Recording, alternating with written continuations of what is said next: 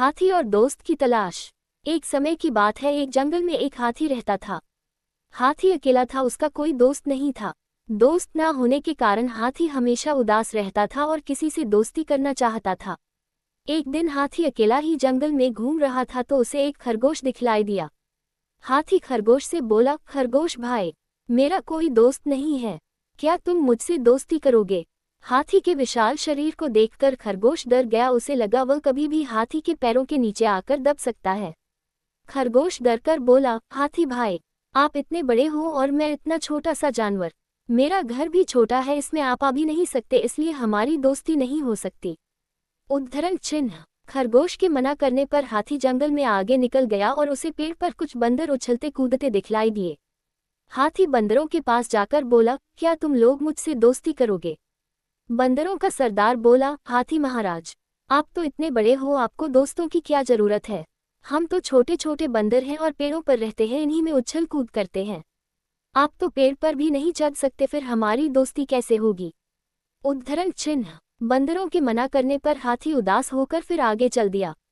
हाथी को रास्ते में कुछ पक्षी दिखलाई दिए। हाथी पक्षियों के मुखिया से बोला, क्या आप लोग मुझसे दोस्ती करोगे? हाथी को देखकर पक्षी डर गए और पक्षियों का मुखिया बोला, हाथी महाराज, हम तो आसमान में उड़ते हैं और आप जमीन पर चलते हो, आपकी और हमारी दोस्ती कैसे हो सकती है? इस प्रकार पक्षियों के द्वारा मना करने पर हाथी फिर उदास हो गया और आगे चल दिया। चलते चलते अब हाथी बहुत थक गया था। हाथी ने सोचा अब किसी तालाब या नदी में जाकर पानी पिया जाए। हाथी एक तालाब के पास पानी पीने लगा, तभी उसे पानी में कुछ मछलियां दिखलाई दी। हाथी मछली से बोला, मछली बहन, मेरा कोई दोस्त नहीं है, इस जंगल में मैं अकेला हूँ, क्या तुम मुझसे दोस्ती करोगी? उद्धरण चिन्ह। मछली कुछ सोचते हुए बोली, हाथी भाई, आप तो जमीन पर चलने वाले प्राणी हो और मैं पानी में रहने वाली, अगर मैं पानी के बाहर आती हूँ तो मैं जिंदा नहीं रह सकती और आप पानी में ज्यादा देर नहीं रह सकते, तो हमारी दोस्ती नहीं हो सकती। उद्धरण चिन्ह। इस प्रकार सभी जानवरों के द्वारा मना करने पर हाथी उदास होकर अपने घर चला गया।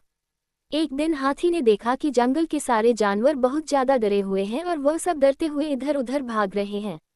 हाथी ने उनसे पूछा, आप सब जानवर इस तरह इधर उधर क्यों भाग रहे हो?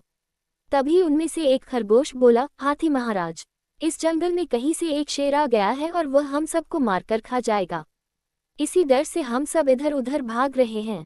उद्धरण चिन्ह। जानवरों की बात सुनकर हाथी ने सभी को रोका और बोला, भाइयों, आपको डरने की कोई जरूरत नहीं है, मैं आपके साथ चलूंगा और उस शेर से बात करूंगा।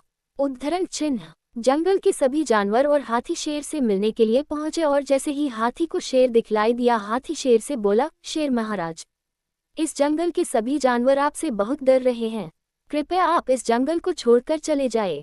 उद्धरण चिन्ह। हाथी की बात सुनकर शेर को गुस्सा आ गया। शेर बोला, अरे मोटे हाथी, क्या तू मुझे बतलाएगा कि मुझे कहाँ रहना चाहिए और कहाँ नहीं? अपनी औकात में रह, नहीं तो मैं तुझे मार डालूंगा। उद्धरण चिन्ह। शेर के द्वारा बदतमीजी पूर्वक बात करने से हाथी को गुस्सा आ गया और हाथी ने अपनी सूंड में शेर को फंसाकर दूर फेंक दिया।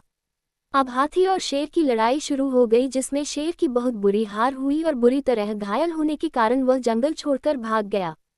जंगल के सारे जानवर हाथी की बहादुरी से बहुत खुश हुए और अब सभी जानवर हाथी से दोस्ती करना चाहते थे। सभी जानवरों ने हाथी को अपना दोस्त बना लिया और उसे जंगल का राजा घोषित कर दिया।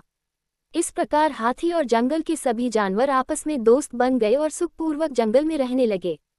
शिक्षा। हाथी की इस कहानी से हमें शिक्षा मिलती है कि हम सभी को आपस में मिलकर रहना चाहिए।